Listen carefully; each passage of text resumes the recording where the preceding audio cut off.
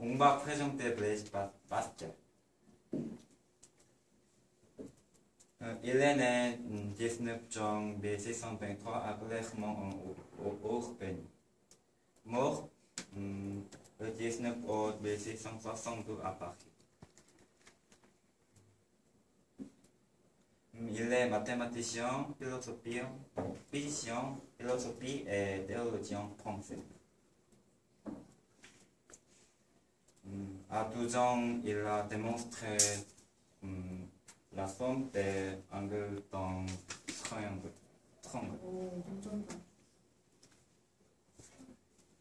À 13 ans, il a démontré le triangle de Pascal. À 14 ans, il a démontré entre l'institut de France. Et à 16 ans, le théorème de Pascal. Et à 17 ans, 4 ans, proposition. Et 19 ans,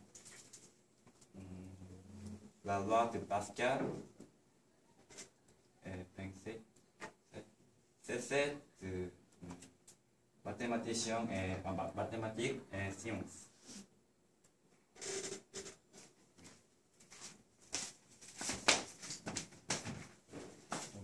Pascal était un scientifique et philosophe, mais Pascal était également un mathématicien de premier ordre. À l'âge 12, il a surpris les gens en découvrant que les angles d'un triangle ajustent jusqu'à 140 degrés. Il a coupé un morceau de papier triangulaire et puis il a les mis en nouveau comme cela.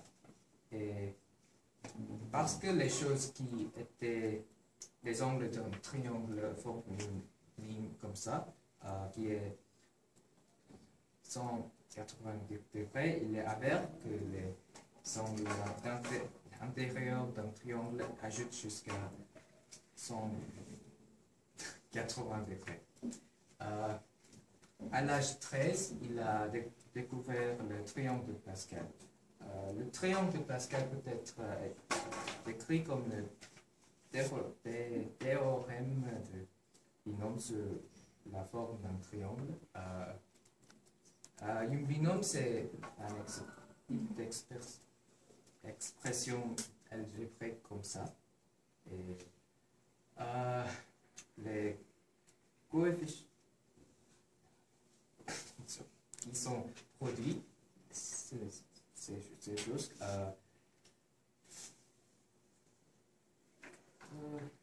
ils font un triangle comme ça et qui est symétrique et comme ça. À l'âge de 16 ans, il a écrit un traité significatif sur le sujet de la géométrie projective, connu comme le théorème de Pascal, qui stipule que si un hexagone est dans un cercle, puis les 3 points des côtés d'intersection, ces 3 points sont dans une seule ligne qui s'appelle la ligne de Pascal.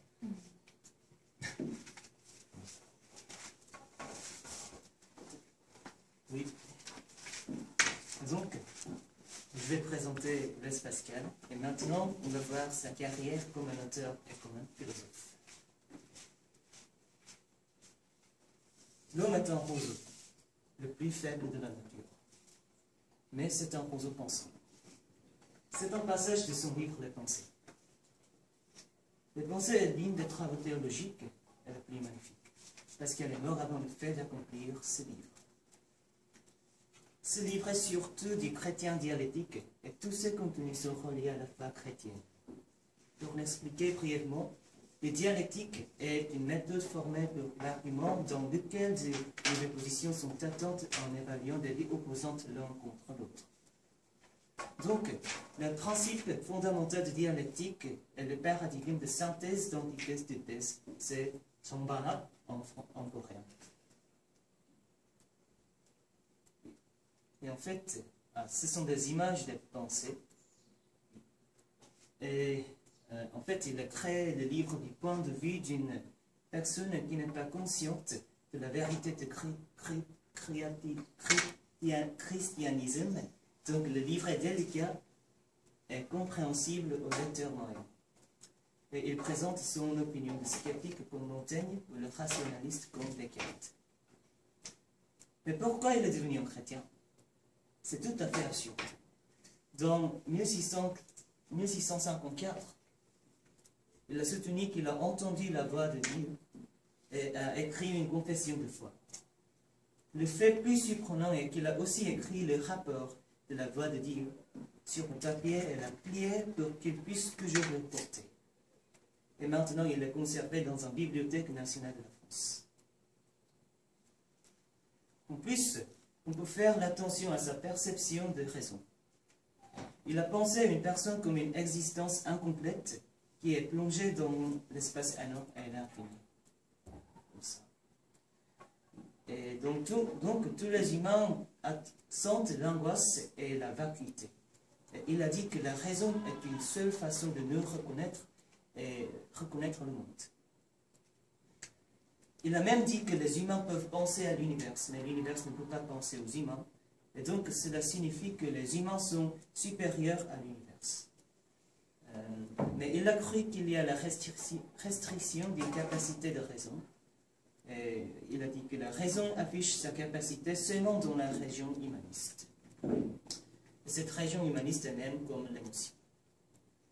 En conclusion, Pascal a accentué l'importance de la raison, mais il a cru que nous devons d'abord nous développer vers une religion pour reconnaître notre raison. Merci. Ok.